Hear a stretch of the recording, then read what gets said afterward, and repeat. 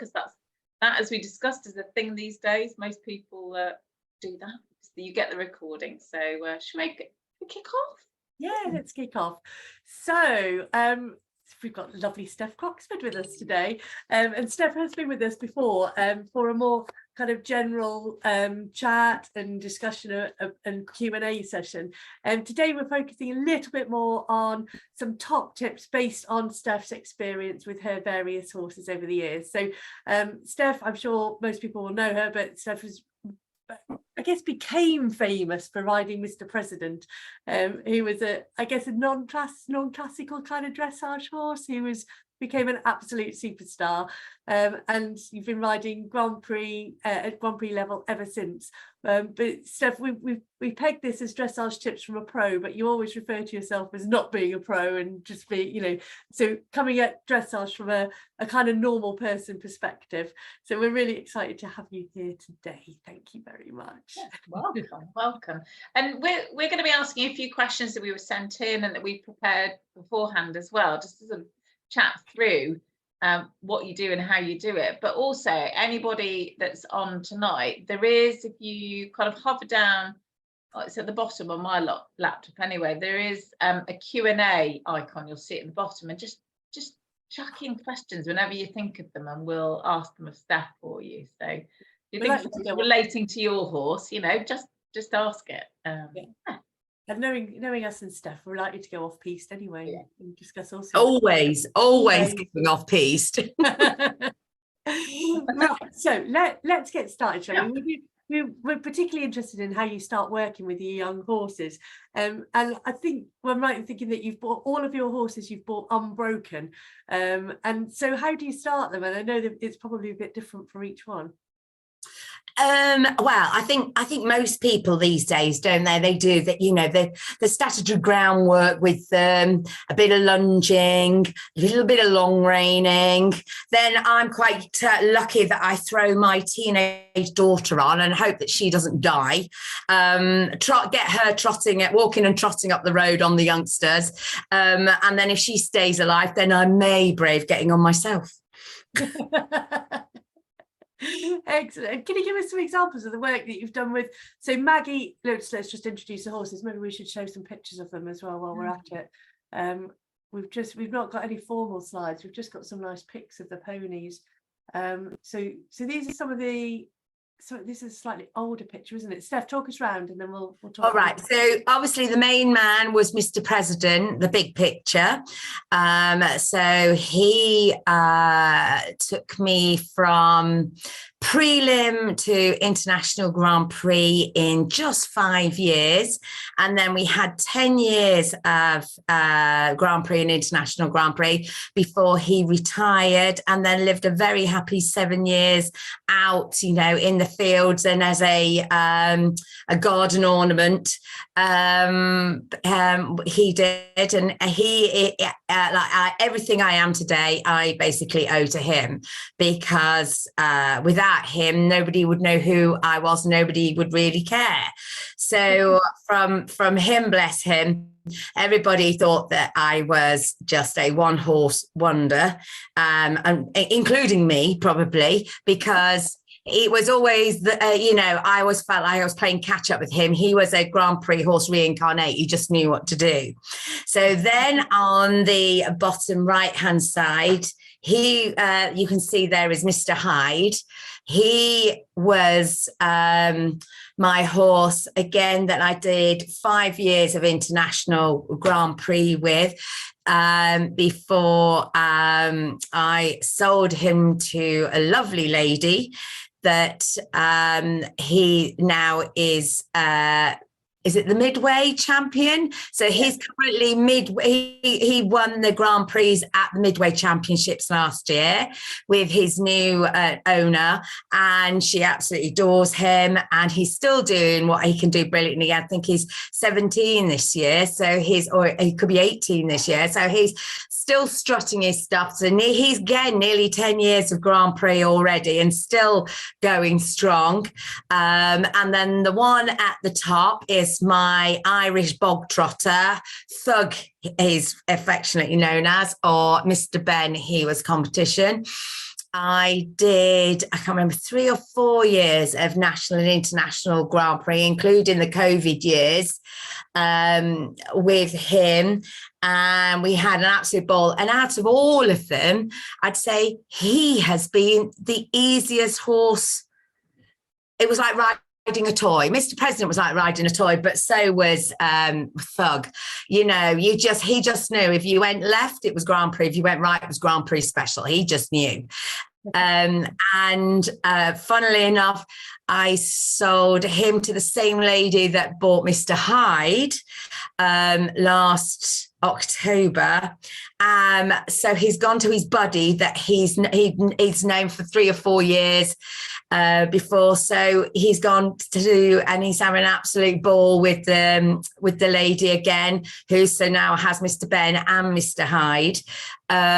So now, meanwhile, I have now moved on to Mr. Mr. Jurist, he's called. So he is currently 9, and I'm hoping that he will go to International Grand Prix. He'll hopefully go to Grand Prix this year. International Grand Prix, who knows these days? You know, you just don't know. But if I manage to get him to Grand Prix this year, that means I'll have had 20 years of national and international Grand Prix under my belt, which to have just such few number of horses and to have a longevity of 2 decades, you know, is quite incredible, I suppose, for an amateur, really. Absolutely. It's amazing. That's awesome. And so, yes, that's Jurist, isn't it? Yeah, that's Jurist. Now, I would argue he's one of the hardest horses to train because he is like an old diesel engine. He just sits there and he's chugging away, and then eventually we get going, and oh yes, we're off. And so we have to take a bit of a run up for the ones. His nickname is Slug. Thug and Slug, love that. Yeah. And then we've got Maggie, who's doing multidiscipline here. Well, yes. Well, she was out today with Simon. Actually, it's the first time. Simon loved Thug because, again, Thug was very forward thinking. And Mags is, we joke, we call her Turbo because she's literally like sitting in a sports car with the sports button left on, and she doesn't know how to switch it off. And she is just forward thinking all the time.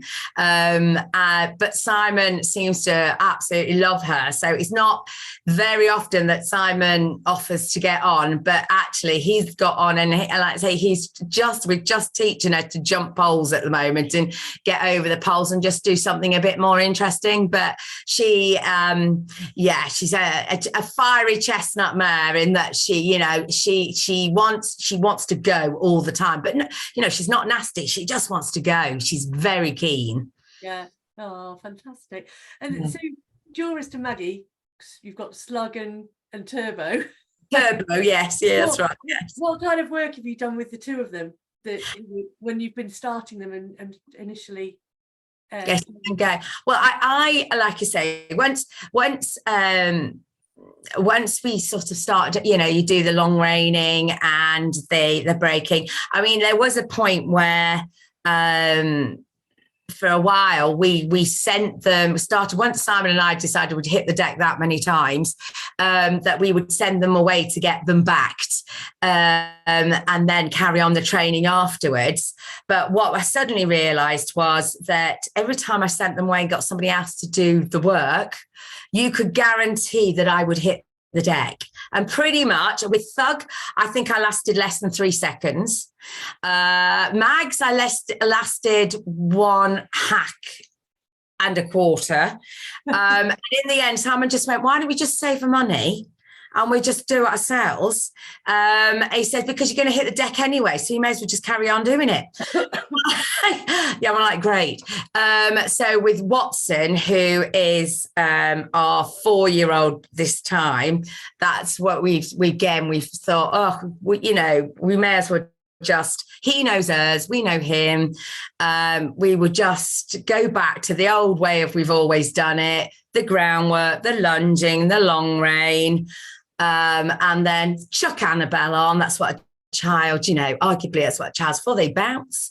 And so that's what we're doing at the moment. And when the weather improves again, we will start Watson. We backed him at the end of last year, but he's 17.2 as a rising 4-year-old, so he's massive. And so we will re-back and break him again, and we're hoping, fingers crossed, that he jumps, because he's not my usual type. Richard said to me, Richard, my trainer, Richard Davison, said, before I die, can you just get a normal one? So just before lockdown, number one, we went up to Gamblethorpe near, is it Doncaster Leeds Way? And we bought a Don Henrico Fiditans. He was a yearling that came from the Verdon sales, with the idea that he wasn't going to be that big. And when we got him, he was about the same height as Sherlock, who is Annabelle's pony. He's now standing at 17.2. So poor Annabelle's got to go from a 14.1, 14.2 to a 17.2 gangly youngster. So yeah, he's gonna, if he does jump, he'll literally be walking over the 80 and 90 BE event fences. I love it. Well, and that leads me on to a question, because they have all got different characters, haven't they? So what are the main differences when you assess the different characters of each horse? You know, how do you adjust the way that you work with them and bring them on? It's interesting because, you know, it's almost like you have this weird empathy with them, and this it's like you can go into the stable and you immediately know what mood they're in. You can just tell and go, you're not going to play ball today, or you know, like Jurist is very sensitive. He's a big unit of a horse, but I would argue he has, my friend calls it elephant syndrome, where he's a big horse and a big impressive horse, but he goes into the arena and shrinks to the size of a mouse. So I have to sort of go, come on, tell me we can get round, yada, yada, yada, and round. Whereas Mags's personality is that she's like Queen Boudica. She would go to war for you, but you've got to get on the right side of her. And they're a typical woman in that there's a way of asking. And if you ask in the wrong way, then she'll let you know she's not too pleased. And like I say, they all have very strong different characters. And with Mags, the mare, she has she's at that stage in her training and learning at the minute where it's, if you ask her to do something like the lateral work, you'll sit there and just go, no. She's like, well, I offered it you and you just said no. And, you know, she gets huffy and you have to sort of pat her and go, it's all right. She gets cross if she gets things wrong. Whereas Jurist, like you say, he probably shrinks if he gets something wrong, whereas she's a bit more openly vocal, should we say, with it. Watson, we call him Dippy the Diplodocus, because he's a massive, honestly, it's like a dinosaur. So God knows what he's going to be like. And Sherlock is just a machine. But he's sharp and sensitive. And Annabelle has done everything with him. He was just back 4-year-old and she was 11 years old. So they've learned everything together. So they know each other inside out. But he's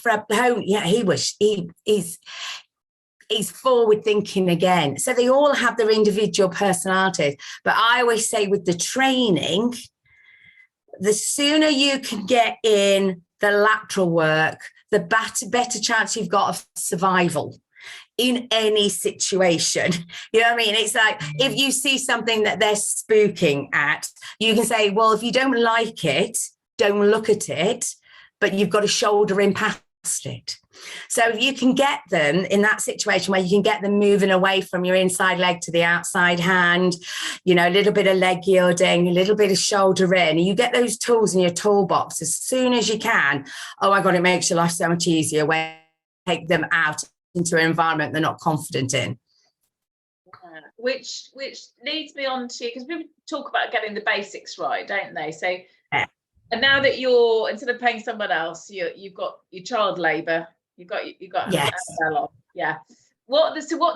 You touched on there getting them to lateral, but what are some of the basics that you will always instill first with each horse, no matter the character? Where will you start? So I would start with first off, making sure that they understand the contact. Also making sure whoa is a very good word. Whoa means stop. You want your toe. You want to let down, but almost at the point when you're doing the, your lunge work or your in-hand work, whoa is a very important word.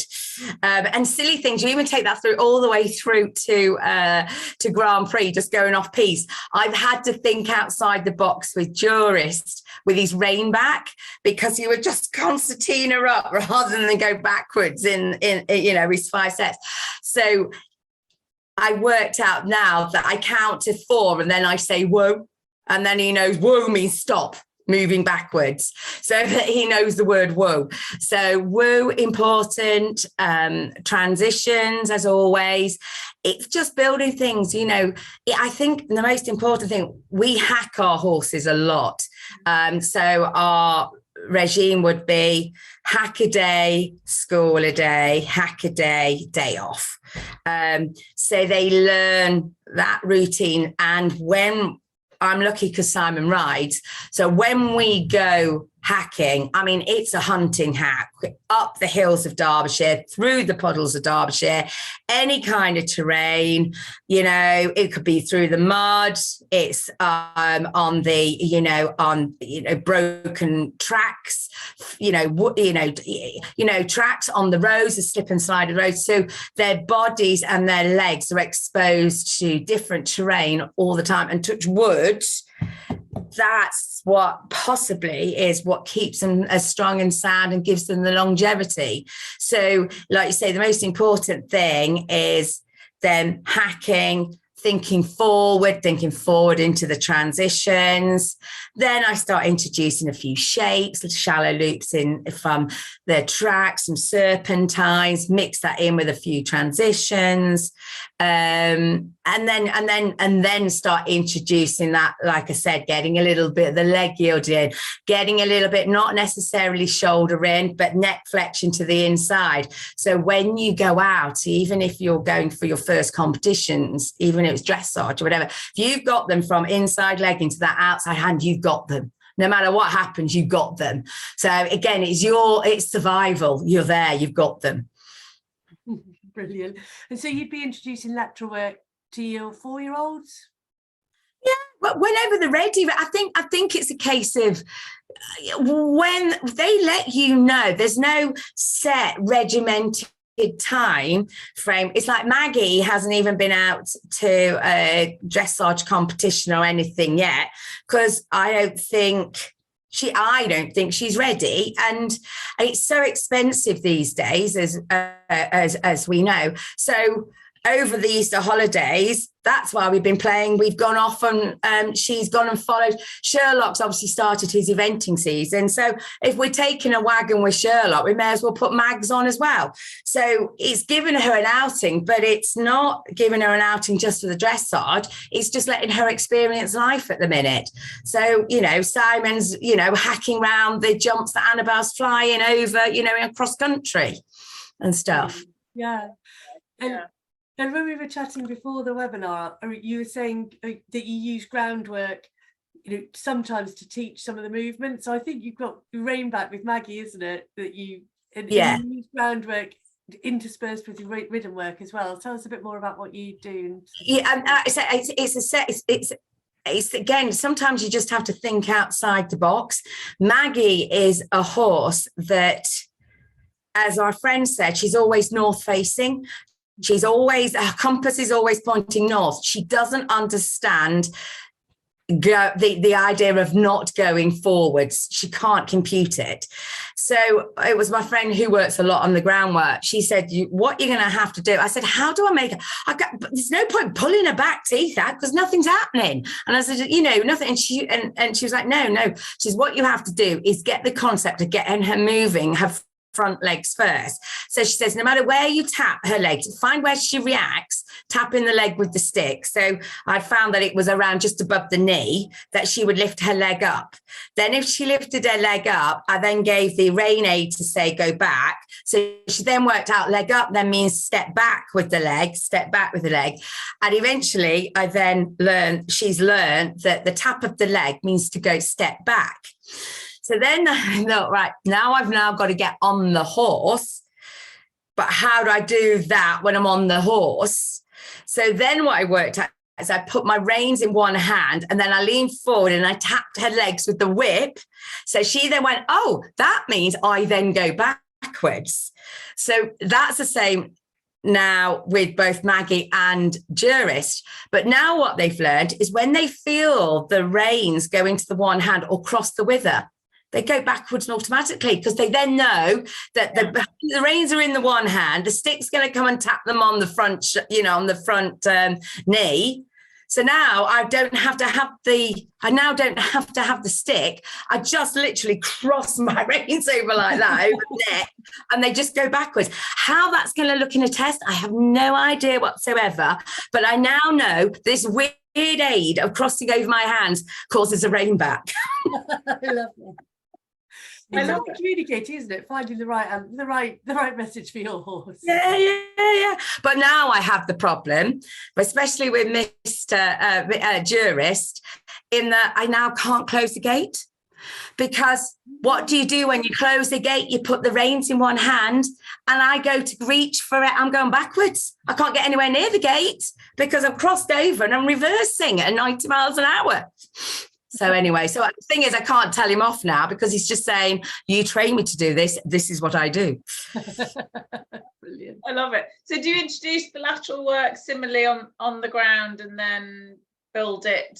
So that's going backwards, but yeah, more of the lateral work. Is that something? I mean, even silly things like, in the stable, just getting them used to having the whip, isn't it, over their body and that, and then tapping their flanks or whatever, moving, and they learn to move away from the whip.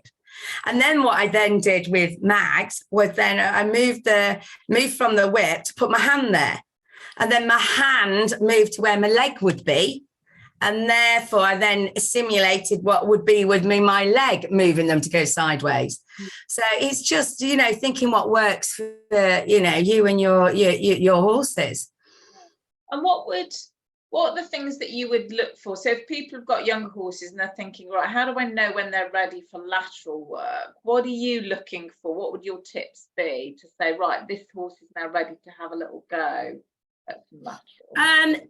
I would tend to do it. I tend to do it. So I sit out hacking first. Because if they're forward thinking and you're on a quiet bit of road, then just sit there and put your leg on. And if they don't go over the leg, give them a tickle with the whip. If they react to the whip because you've taught them to move from the whip when you're on the ground, add in the whip, then remove the whip, and then they realise reinforce it with the leg. And I use my voice. I always think the kindest aid you can give any animal is your voice.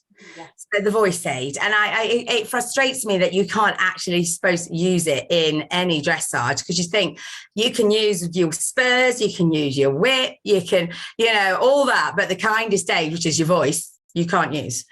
Yeah. Which, it just seems a bit strange to me. And I was just, mine is like over. I'll just go over. And I'll talk to my horse. I'm really bad. I talk all the way around. They go shoulder in. So they don't know what I'm saying, but it must be the way I say it or the way it translates to the rest of my body. In that, if I think shoulder in, then I probably put my body naturally into the position to go shoulder in, and they pick up on my muscle spasms, which will then indicate to them. I can be going through a test when I'm out hacking in my head, suddenly realize I'm half passing. And I had suddenly realized, look down and just think, well, I must be sending micro pulses through my body that a horse, you think if a horse can feel a fly on their body, then they can pick up your microspasm within your muscles. Yeah. They pick up. So arguably, we really shouldn't be kicking and pulling and yanking. So they don't need to. However, you know, what we say and what we do are two different things, aren't they? They are, aren't they, quite often? But Yes. no, I always find that interesting because you're right. You just tickle them and you can. Twitch, they move. That's it. Yeah. But that was interesting. Say, and if you like you say, if I suddenly think, I'm thinking, right, I'm a half passing left and then a half passing right, I suddenly find that I'm moving to sideways, to steps when I'm visualizing everything in my head. Yeah, brilliant. And then I think we've got a picture of this actually, of bringing jumping into your training. Yeah. That's the royal we. That's Simon and Annabelle, because they're braver than me. I'm just a wimp now. So that's quite long stirrups, I noticed as well, quite dressage. Have you not seen it's actually a dressage saddle as well, because we don't have a GP? Yeah. So, yes. So I think that might be an investment this summer, as actually buying a GP, because only the pony has a GP at the minute, so we might have to invest in a GP saddle. There he is, Shirley Wells. Here he is. That's at Eland, isn't it?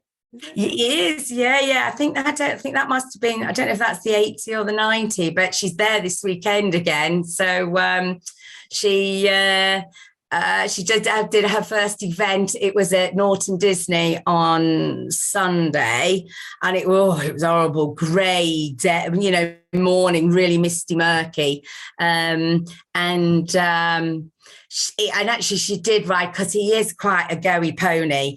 And actually, she came out, she said, "Oh, that was dreadful." Well, actually, no, he came back to you. He was good. For the first one of the season, he didn't do anything wrong, but you could see he was hot to trot. And she said, "I did what you said, Mum. I took a breath rather than getting anxious and holding him." She says, "I just took a breath." And I said, "And look, he came back to you, didn't he?" And he did. And then she went clear show jumping, and he just had, I think, a miscommunication in the at the corner. And Annabelle went for the stride, and he wasn't sure with the flowers in front of it. So he went out, ducked out to the side slightly, and then she had to come back round again. But of course, then that's 20 penalties, isn't it? And so she was, quite sensible. For a 15-year-old girl, she went, "I just hacked him home." When you've done that, you think, well, I'm not competitive, so I'll just bring my pony and bring him home for another day. Yeah, fair enough. Oh, yeah. So I know it was the royal win. I know it was Annabelle and Simon jumping. But what is it that you feel is important, and why do you bring jumping into your horses' lives and not just keep them for the flat work and the hacking? I think for us at the moment, the reason why we are doing this is because we're conscious that Annabelle will probably have the last season on Sherlock this year, because she's 15 now, and Shells is only just short of 14. He's about 14, 1.5, not 14 too. So she sees something to go on to. And I'm not being funny, you have to ride what you have. And we haven't got the money to go out and buy a 15-2, 15-3 eventer that will take her up to novice or beyond. So we have to look at what we've got, the tools in our toolbox or the horses in our yard. So I think that what's driving us on probably this year more than anything, we don't know if Watson's going to jump. So it was only, I said, I think at Christmas or something, I said, "Do you know what? Mags she's so forward thinking. She so wants to go, and she will cover the ground." I said, "If we can see if she jumps and wants to do it," I said, "she will absolutely fly." So Simon was just like, "Well, okay, let's just see what she's like with a couple of cross poles." So I think that's where that's come on, because then it means if Mags does happen to, decide she quite likes a jumping, and from the evidence of today, she does quite like a jumping, that Annabelle might have the choice of, two of them. And then it means that all I've got to worry about is doing the flat worky bits, and then she can do the scary bits. You know, and that's it, because, you know, Sherlock, he'll only be 9 this year, and I've said, oh no, I do want to sell him. I said, he's too good to sit in a field and be a field ornament. You know, there's 2 or 3 children that could have you know, you haven't reached the top of his potential yet. He will go on, and 2 or 3 children will have the time of their lives on that pony. And I think she is understanding that. I said, you should be proud of what you and he have done together and the journey you're on, but his journey hasn't finished yet. So I think she's aware of that. And I mean, we've got to remember, he was bought for me. He was going to be my next international Grand Prix dressage horse when we bought him as a yearling, and his mum was 16 too, and he clearly didn't get the memo. No, yeah, and then I don't even know. He went off, and Susie Lear, who is a fab little jockey round us, she's the one that started him jumping. And she was the one, she went, geez, you know, he absolutely loves it. And I will never, when it comes to going to another home, I will never sell him as a pure dressage pony, even though he could move well enough and do very well at the pony dressage. That isn't what he loves. It's like putting a square peg in a round hole. Yeah. And I think that's another thing you have to follow. It's like Mags is showing at the moment that she's really loving learning how to jump. And it may be that her calling isn't just pure dressage. You know, so, I mean, I remember with the old days, right back to Mr. President, I bought him to event and jump. And it was only on a cross-country training clinic when it was Sonia Berry, it was at the time, a local lady, said that horse needs to be in the dressage arena, not on this cross-country clinic. And that is how the journey started for me. So, you know why, they don't have to be pigeonholed. They can go off and do whatever they enjoy. Like, I suppose, arguably, like children. Yeah. Absolutely. So, and I think I guess it's less so these days, isn't it? But in the past, dressage horses were so wrapped in bubble wrap. But like you said, by getting them out, doing different things on the hills, in the mud, actually, you're probably giving them a lot of longevity and building their muscles in ways that will support them through life. And their mental health as well.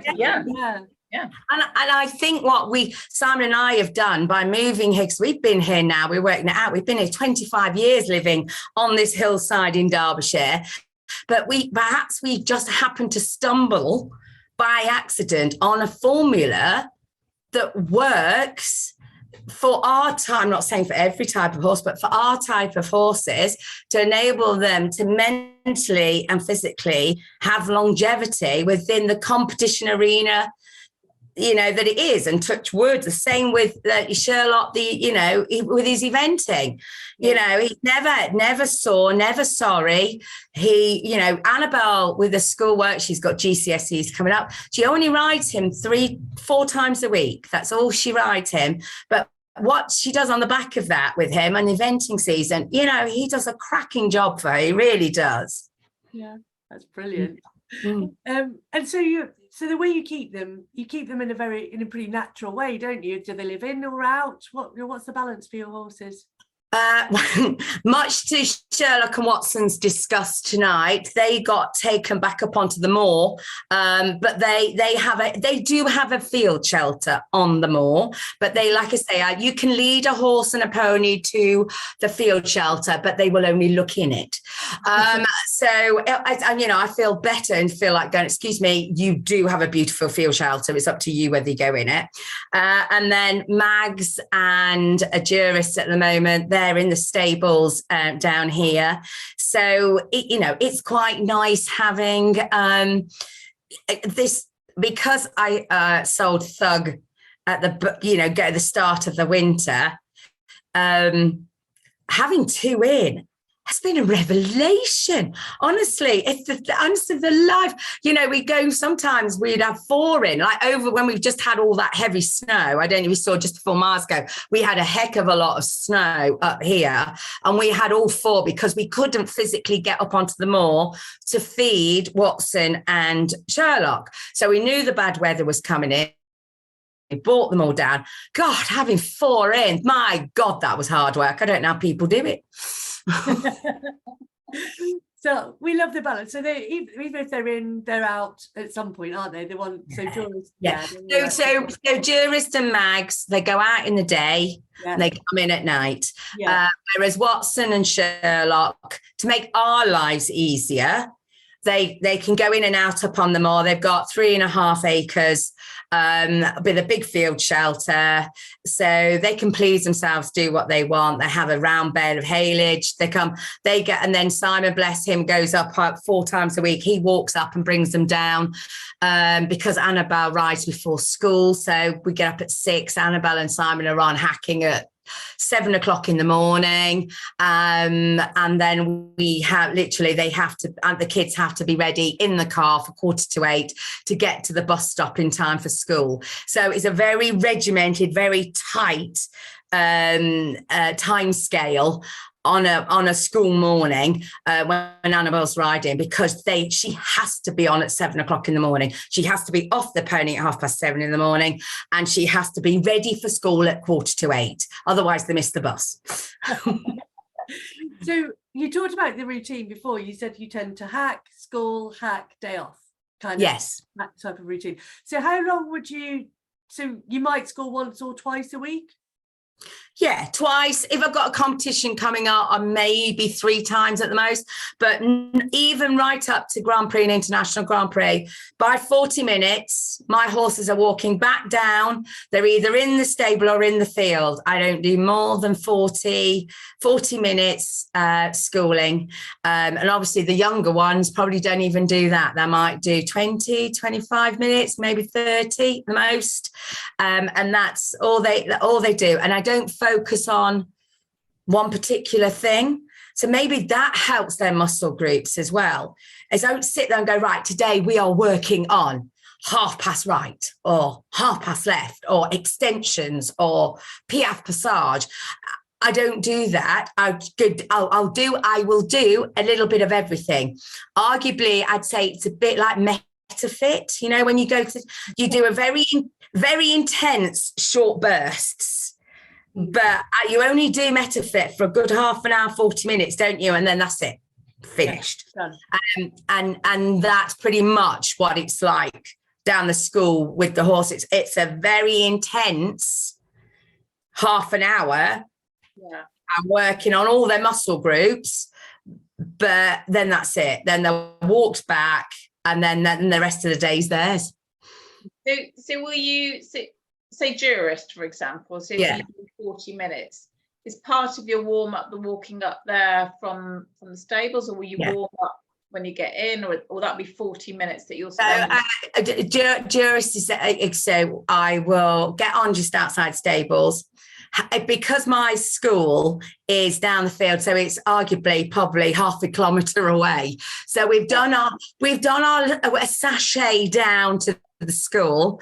Then he has his little routine. So he will do a little bit of shouldering, a little bit of traversing, walk one rein. Then he will do a halt, a rein back. And I've always taught him, because what works better for him, I found rein back to piaffe works really well, because it really opens up his back and it makes him really sort of lift his back up for the breed that he is, being Dutch harness horse. It helps him. So I will do, and he's taught that from voice command again. So he knows rein back, and then he knows means piaffe. So he goes, so he does a few strides of piaffe, and then a couple of strides of passage out, then walks again. Then we do the softening and suppling, which is a shoulder in, traverse, shoulder in. Then I will do a half walk pirouette, change the rein, do everything, because I'm very OCD. Whatever you do one way, you must do another. I repeat that on the other rein. Then I will then give him a stretchy trot on the right rein, bring him back to walk, change the rein, free walk and long rein, stretchy trot on the other rein. And then for some reason with Jurist, he's different. Jurist goes, then I'll go straight into canter. And I do all my suppling work with him because I find he's like an old diesel Land Rover. I've got to get the engine going first. So he is easy. And it was a friend of mine that said, who's a show jumper, said, why do you start or you do your suppling work in the trot when you find him really tight and tense in the trot? Well, you find him easier in the canter, do it in the canter. So I then do all that. So I spend 10 minutes in the canter, softening and suppling him up, moving him around, transitions. Then I drop to the trot. So I do things very different with each of the different horses. Whereas with Maggie, because she is hot to trot, as soon as you've introduced the C, can't even say it, you have to say the C word. I have to do all the walk work on both reins with her. Then I do the trot work. And what I'm trying at the moment is do the trot work and then the canter work on the one rein, come back to the trot. And of course, she's now gone into canter mode because she wants to go turbo. Then I go, right, now we're doing everything really boring on the other rein in the trot. So then she then comes back down again before then, and then I will introduce the C word again. So into the canter, and then we'll work on that.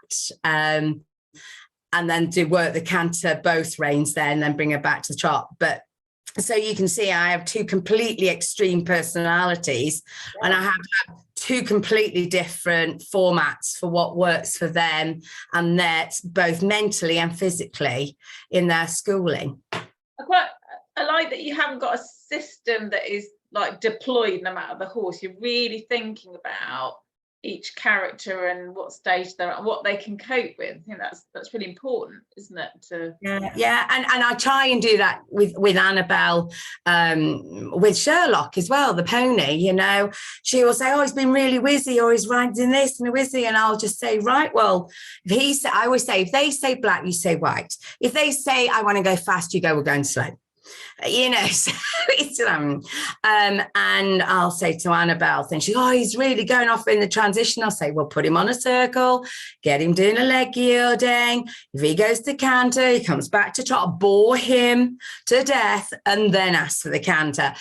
So even I even managed to put into the realms of my 15-year-old daughter's head is lateral work, you know, is an important tool, and transitions, you know, leg yielding into a 10-meter circle, into a little shoulder in, into bringing back to the walk for a few strides, then back up into the trot, and then, you know, the leg yielding, and then leg yield 2 strides up into the canter, you know, all those things. So it's even trying to make Annabelle, and she's quite happy for an eventing type girl. She actually goes down the school. She's quite happy to go down the school. It's not, you know, aren't many 15-year-olds, are they? They're quite happy to go, just going to go and do some flat work today. And I'm like, really? You know, is it? Again, it comes back to getting that lateral work in as soon as you can. And so competing, we know that, you know, you love producing your horses, but you love competing as well. What helps you make the decision as to when you start competing them, and what level would you start competing? I would say money. Being straight. That's money. I think in the old days, gold riders, or you were then called open and restricted as well, you weren't allowed to be competitive until you were a medium or above. So therefore, there was no point joining British Dressage with your horse until you knew that you could go out and do a few decent medium level tests. So that's probably my same rule of thinking now, is that I wouldn't think about, I might go out and do in a couple of elementaries, but my aim would be to first go out competitively British Dressage, medium and above. And now Jurist has more into 2 points than he has medium and advanced medium. So, so the most points he has, and arguably, if you look on my British dressage record, I think I've got nearly 900 Grand Prix points, probably about 200 novice at the most. So I do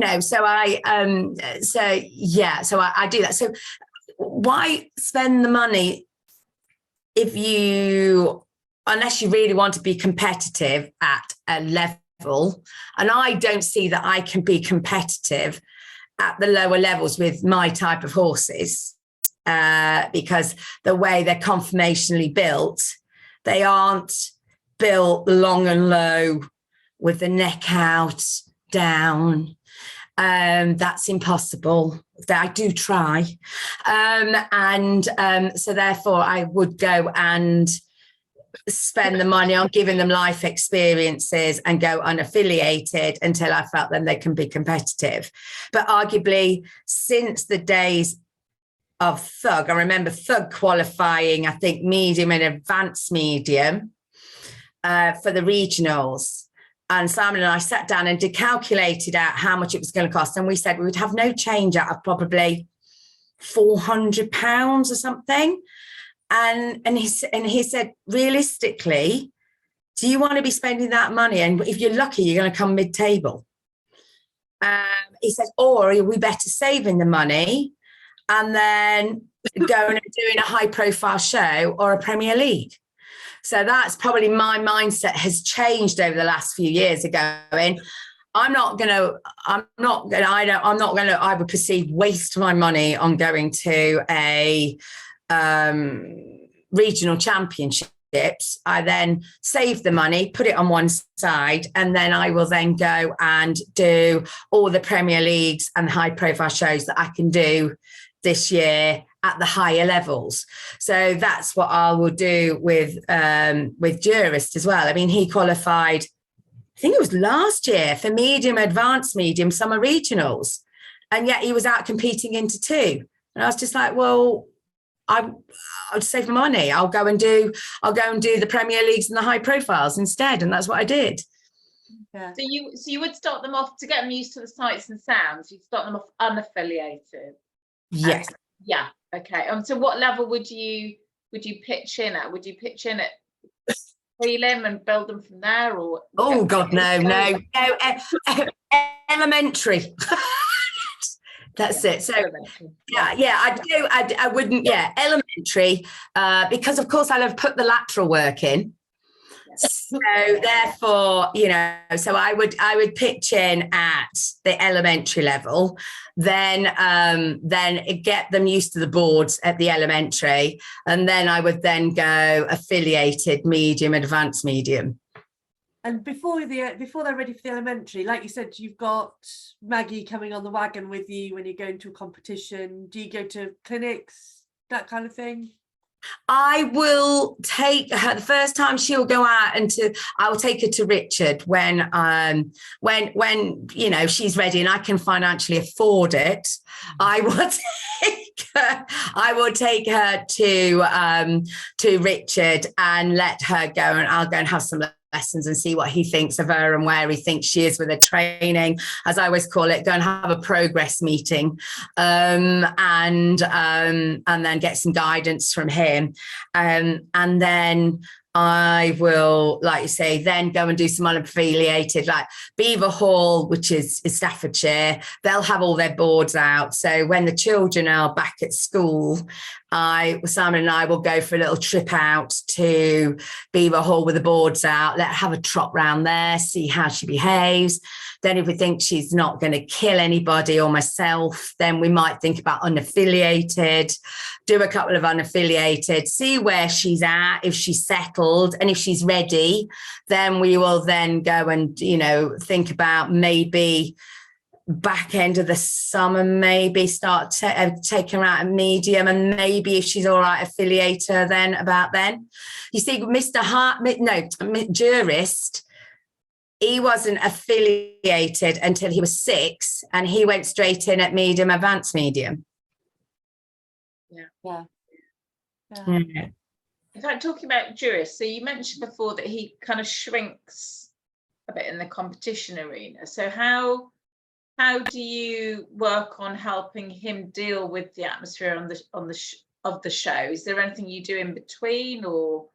Yeah, well, what I try, and that's probably one of the reasons why I take him to the stay away shows like the Premier Leagues and the high profile shows. So we will make sure that if we can and it works, Simon, bless him, looks after everything at home. I pitch up, go in the wagon, go on my own, because he's very easy to do, because like I say, his favourite pace is halt. So it would, if there was a competition for walk and halt, we would nail it. We would be Olympic standard. So I will try and take him the night before. Simon is really good. He always finds out when all the arena walks are, and I will be religiously in every single arena walk that I can be in, so that by the time he's got into the competition arena for the competition, he's actually settled within the environment. For jurist, it's not the workload and what's expected. He can do all the Grand Prix work. That's not the problem. It's the environment that he can't deal with.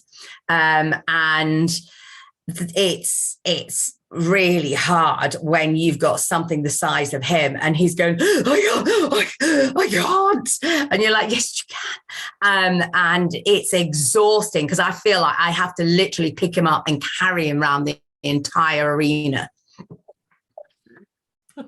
Oh, bless him. And so you sound very controlled in supporting him and not too triggered by him being anxious. How do you work on your kind of sereneness and calmness and confidence?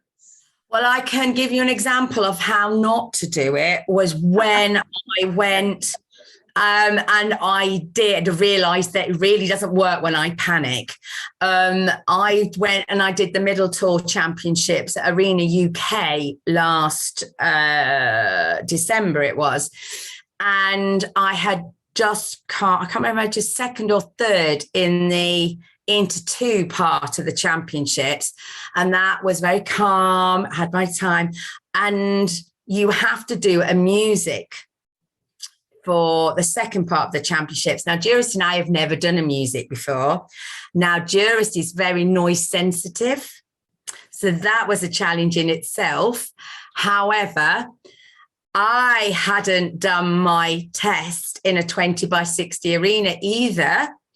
I'd only done it in my 37 meter school. So I was just like, I'll wing it. It'll be fine. I suddenly thought I had loads of time for my entrance. So I put my hand up. I was like, I've got loads of time. I happened to be virtually down at the judge at C when my music started. I galloped up the length of the arena because I knew I wasn't even going to get in the arena before my halt music came in for my first halt. I handbrake turned into the arena, halted, poor old Jurist, what the hell was happening? He was and then I suddenly realised that I turned the wrong way. I managed to went, it's all right, symmetrical. I can cope with that. That's not an issue. Just remember which way you're going. Then I went to do my first line of twos, missed those. I went, oh God. Missed those, went round, did some more twiddly bits, came round. I went, it's all right, we've got ones. Went to do my ones, nothing happened. I went, oh my God. Went round again, came round. I went, I've got another line. What am I going to do? Twos, ones, I don't know. And I went, right, I need 5 twos in. So I did K2, I can't remember, it's B, got 5 twos and I went, result. Handbrake turned him back to H. I went, how many ones have I got to do? 7. Nailed it. 7 ones. Then he realised I was now facing the wrong way in the arena for the rest of my test. Let's just wing it. And then I went half past and I went right. Then I realised it's behind my music. So I went PF here. I will just walk here. So I just walked where the walk was. I thought, wiggle my way round to where I need to be to get on the other rein. half. Then suddenly I thought, I haven't even piaffed yet. So I wanged a piaff in the middle of it all. Got around and I thought, I'm amazed that I've even finished the facing the judge. And I finished facing the judge, saluted on the music, just came out and went, shocking. I still got, I think, 66.8% or something. I was like, oh my God. And that is how not to do a dressage test ever, especially on a horse that shrinks to the size of a mouse. That doesn't sound as serene as, yeah. And you can guarantee, and guess what was the picture that they put in the British Dressage magazine? It was the one where I was wanging him around the freestyle. I was like, oh God. And then, you're like, yeah, short and tight in the neck would, is being polite. Oh dear. I'm sure you're going to put a lot of people, make people feel good, because actually even you make mistakes and wing it now and again. So, and a lot of people do worry, don't they, about going up the dressage levels in case they get it wrong or they don't do it well. So what would your advice be? I class myself as an amateur. So I work until I can get it right. And then I go and have a go. Now, a professional would work until they couldn't get it wrong. Then they go out and do it. But my argument with that is something could happen tomorrow, and you don't want to live your life with regret. It's a long time living with regret. If you're going, I just need to nail that 10-meter circle to the left, or my half pass to the right's not quite good enough. And then you go to the stables one day and they've had an accident, or they're in the field and they've had an accident, and everything you you promised yourself that you would do, it's never going to happen. You've got, you have to live with that regret for the rest of your life. Whereas I'm a case of, go and have a go. If it works out, great. If it doesn't, oh, well, you've learned from it, grow from it. As I always say to Annabelle and Ben with anything, I say, park it, learn from it, move on. Yeah. Fantastic advice. Yeah.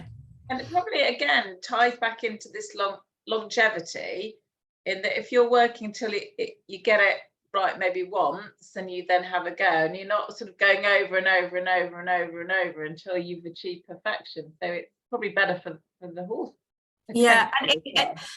And even, in the training, again, I at the moment, I'm trying to do the Grand Prix zigzag. Now, my school is 37 meters long. So, and I can only go zig, zag, zig, let's turn right. So I don't even know if I can go zig, zag and out of it again, because I can only do I can only do 3. I can't do 5.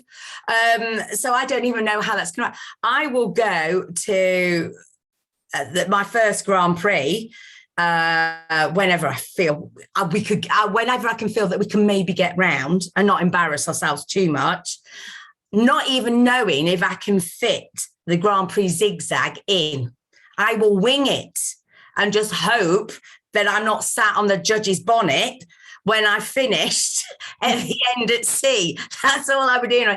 So sometimes, you just got to go with it. If it works, it works. It doesn't, park it, learn from it, move on. Yeah, brilliant. Yeah, because like you say, you could be forever trying to get something absolutely bang on, and it's fun to go out and have a go.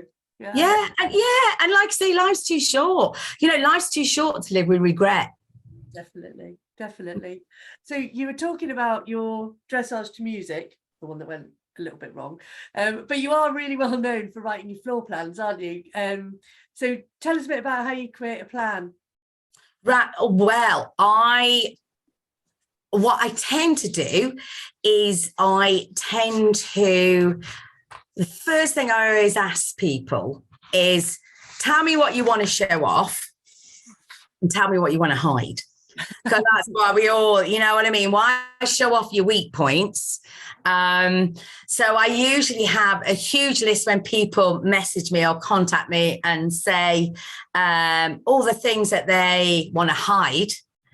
And then you say, yeah, but what do you want to show off? Oh, nothing. Oh, my medium malt might be okay.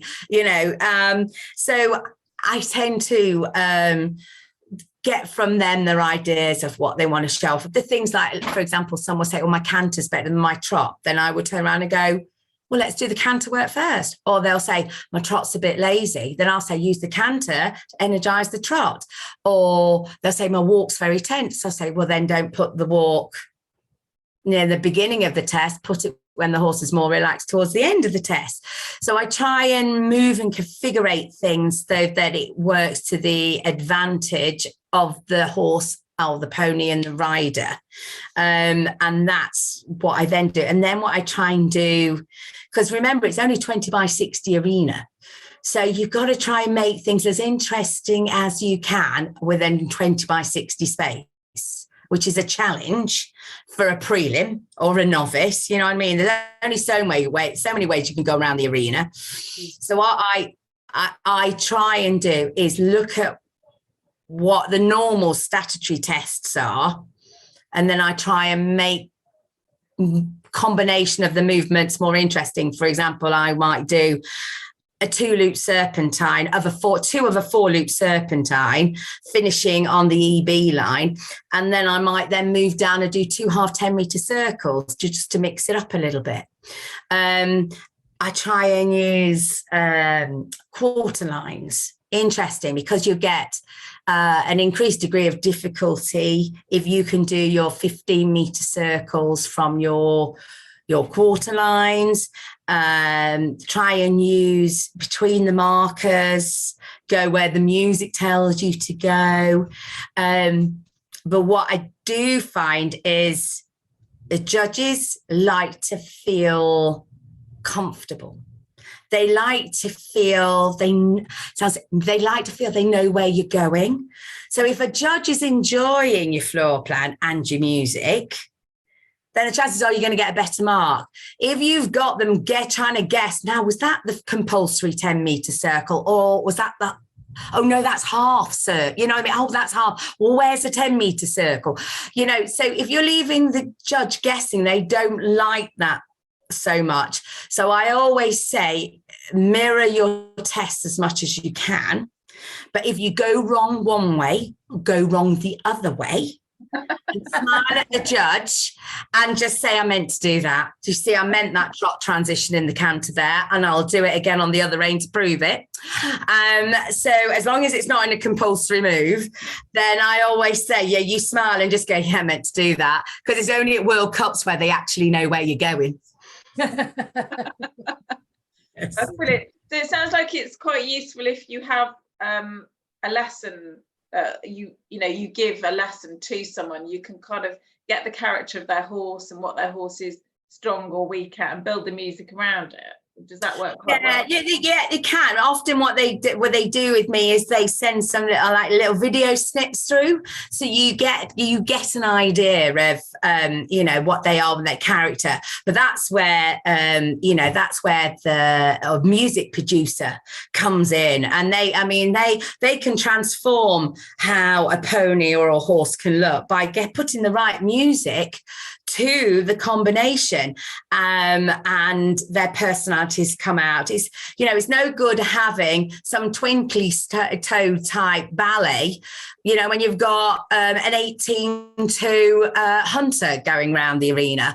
It's things like that you have to take into account. And then the same thing is, if you've got something that big, you really don't want to have the test too twiddly, because you're then making it technically too difficult for the side of the horse to get round. And that's another thing that's highlighted by with the judges. Judges like to see it all flow, and if you make the test too complicated and the combination can't ride it, then it makes the harmony look disjointed. So you're better off having something probably slightly easier, that they find it easy to ride to, but not, but still in an interesting way. The most important thing is you make it interesting and fun. Yeah. Yeah. I've never tried dressage to music yet. You have to do, like say the app, the floor plan app. You can sit there twiddling that all round, because now you can literally just put in your compulsory moves and it'll give you a checklist to make sure you've got all your compulsory moves in, and you put your twiddly bits in, so you can have a go at the freestyle floor planner app. You can have a look at that. I think it's on, is it the App Store and Google Play? And you can go and have a look at that. That's it. Yeah, they're the floor plans that I do. But like I say, go and have a play with the app that you can have it on your phone. And I've tried to design it with Ilse Darley so that I've tried to make it Muppet proof. So my argument is that if I can get through an app, then everybody else can. Normally I lead, as you witnessed earlier, didn't you two, that I needed my child to show me how to switch everything on the computer. So like I say, the app, you sit there on a Saturday evening or whatever and start doing your twiddles and your 15-meter circles for your novice and your 10-meter circles for your elementary and your leg yielding, and then come up with your own designs. Brilliant. And so that's on the App Store, isn't it? So people can get in touch with you direct. So yeah, it is. And there's a Facebook page for the freestyle floor planner. Go and have a look in that, and there's also put some information on it. And we've now done it for all. We've got Canada, America, Australia, New Zealand, Ireland, all the FEI tests are on there. So, it's there. It has literally the drop down compulsory move lists are there for any nationality. So, you just go and have a play. Sounds amazing. Sounds like lots of fun. Just want to check in with the guys that are watching. Any questions that you've got for Steph? So, do type in the Q&A or the chat something you want to ask. And whilst people type away, you also do coach and you do clinics. Again, anything coming up that people can get in touch about? The best thing they can do is message me direct. I generally don't go too far from home, because obviously with the kids and what's going on in their lives and the horses, and it's a little unfair leaving Simon with everything to take care of all the time. So I generally go Yorkshire. We've got dressage to music. I do some dressage to music clinics with Equivision's Julie Geraghty. So we're over in Cheshire at Cockshot in May. And then I go over, I'd like to say South Yorkshire, Nottinghamshire, Leicestershire, Derbyshire, Staffordshire. So I sort of do it all around us. And like I say, I do a mixture of just, normal clinics and dressage to music. With the dressage to music, I design the floor plans, and then Julie Geraghty will sit down for you afterwards for as long as it takes. She's got like 35,000 tracks on her database of music. So if you can't find one that suits you in 35,000 tracks, and really, there's just no hope, is there? Oh, brilliant. Oh, we've got a question coming from Christy. Christy. Yeah. Hi. So she's asked, how do you handle pre-competition nerves? It's called having children. You don't have time to worry about things like that. The easiest part of I find going to a competition is actually sitting on the horse. It's the usual afterwards of, I'm hungry, I'm thirsty, are we there yet? It's when you actually sat on your horse, there's peace of mind. But what surprised me, even now, how nervous I still get when I know I'm about to go into that dressage arena. After all these years, 25 years, I think I've been doing dressage now, and I still get nervous going in. And I think the way I do it, I visualize riding the test. So if I visualize riding the test, I'm sitting there going, right, well, I know at B, I'm going to be cantering. I know I'm going to be turning in. I know looking for my EB line. I know sit there, sit up, hold together. Do I feel square? Am I square? Do I fiddle? No, I'm going, right. So I literally ride every single stride I'm going around that test. And if I do that, it keeps me calm. But what I have learned is that I cannot click in a, when in the dressage, I know that you're not supposed to click, but people click, don't they? Because my mouth is so dry because I'm nervous, I can't click. So I have to tut at my horse. So my horse is permanently being tutted at. So they now know that so I had to change it. And that's purely because my mouth is dry. I can't click. There we go. Mm. Fantastic. Fantastic. Oh. Well, we haven't got any more questions at the moment, so we'll actually, to be honest, we're pretty much out of time as well, which is perfect timing. Given us a really great walkthrough, Steph. That's right. No, thank you so much. And just before people go, there's a couple of things coming up next couple of weeks. We've got Lucy Grieve, who's a vet, a real expert in weight issues. So I think Thea made the title up, love it, struggling to do the girth up. She's a woman. And then we've got Leslie from Balance International, who's going to talk about a holistic approach to functional saddle fitting. So just a different way to think about fitting your saddle, which would be quite interesting. So thanks, Steph. That's all right. Yeah, that's gone like that tonight. Yeah. This is it. I can say I can talk the hind teeth off a hyena.